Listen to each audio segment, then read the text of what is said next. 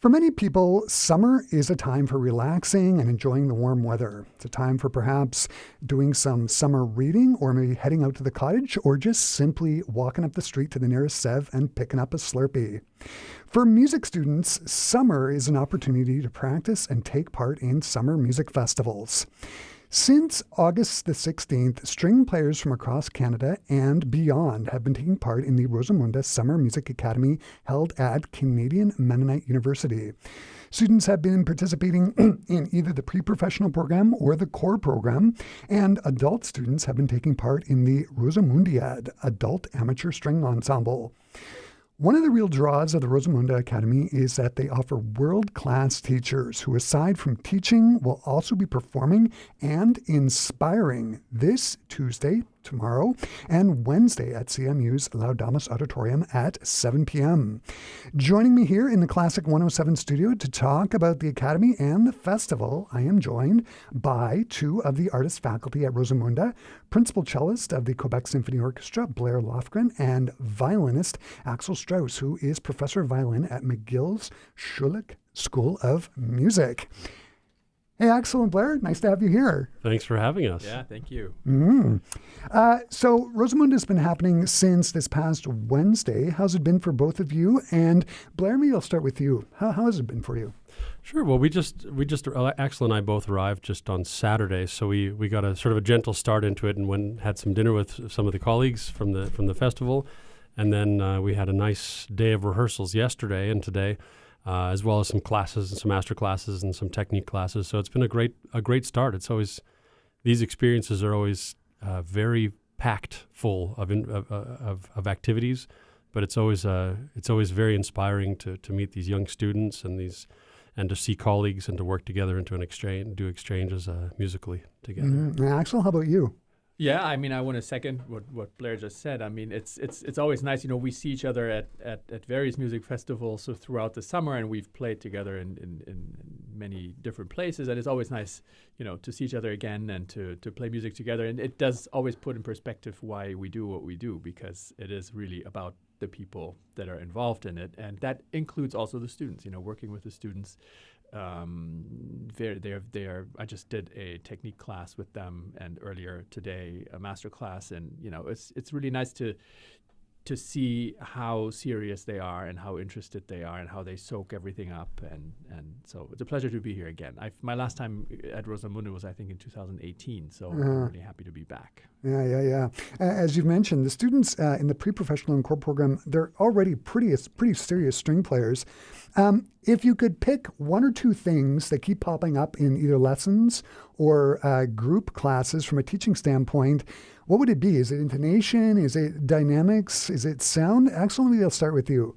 It's all of the above. No, I mean, it's like, as a string player, we're always dealing with intonation, sadly. But no, it's basically what pops up is that they've all had very good training. You know, their teachers work with them and they do great work with them. And sometimes all it takes is for somebody to come in and say the same thing with slightly different wording and give it a slightly different maybe context or emphasis on something. And then all of a sudden, you know, the student goes like, oh yeah, I should really do that, you know, or I have never heard that before. And you kind of go like, yeah, you have. But, and, you know, I'm just kind of, yeah, but it is a chance to you know, evaluate, to give them musical impulses and to work on their pieces in terms of what they want to express with them. And then also pinpoint, you know, when you come in from the outside, you can sometimes see the one thing in their technique, if they figured that out, that playing would just make a huge leap forward. And then if you can address that,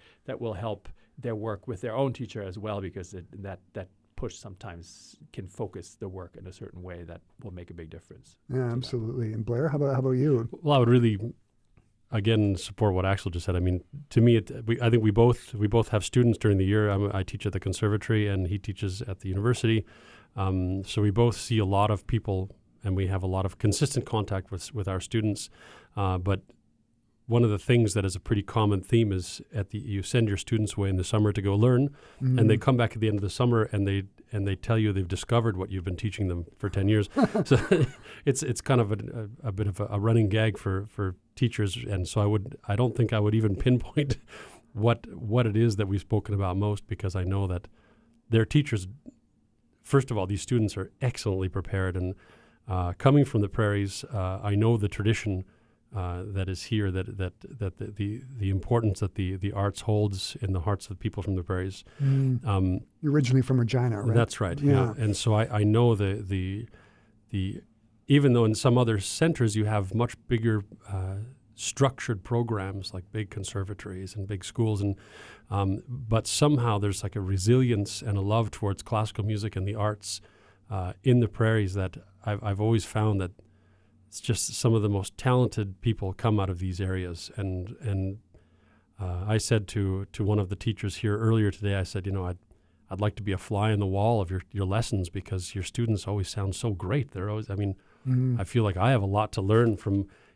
teaching these students and from witnessing what their teachers are doing with them.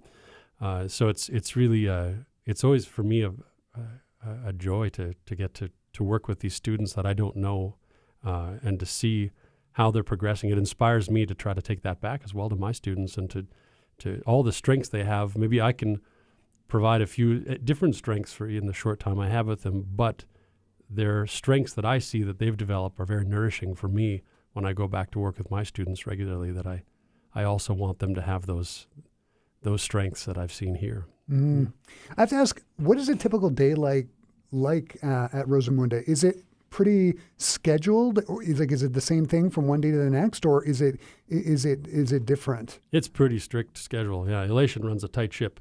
Yes. I mean, we when we arrived, as Blair was saying, the first thing we did was basically rehearse, because the concert's coming up, as you said, tomorrow and Wednesday. So there's not a whole lot of time. So most of the teaching happens then, a little bit later in. So, but today, for example, we started the day with, I started the day for myself with a master class and at 9, and then followed by a rehearsal, and then a technique class and another rehearsal, and so it's a lot of moving parts. Yeah. And I have to say, Elation does a great job in putting together the schedules, and I mean it's just so many things to keep track of. It's very admirable how she manages it all. So tomorrow and Wednesday, you're both performing music of Schumann and Schubert, and Axel, you'll be part of a quartet that's performing Haydn's wonderful Lark Quartet. Have the two of you ever performed chamber music together before?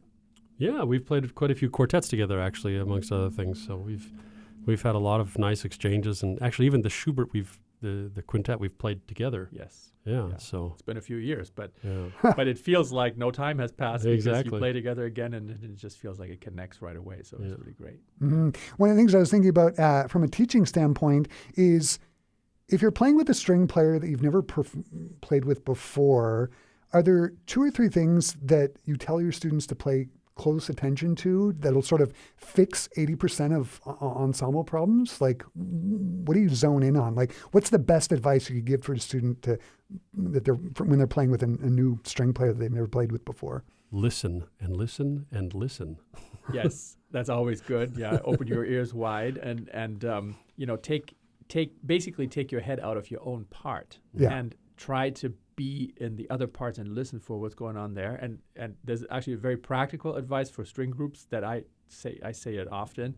Instead of looking at the music or watching somebody's body language to catch a cue or to kind of be together, it's like watch the other person's bow. Once that bow starts moving, the sound comes out. And so if you can connect with that, you'll usually be together. So that will be an example. I like to when I coach chamber music groups, I like to do the experiment where I ask them to play very poorly, but to listen much more.